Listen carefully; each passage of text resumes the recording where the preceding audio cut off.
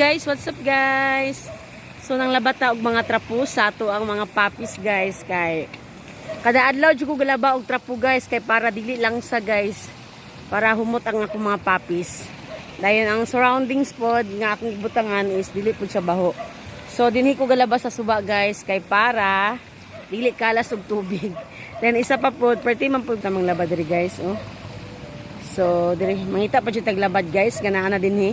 Doon na kay tagsuba. So kana siya guys.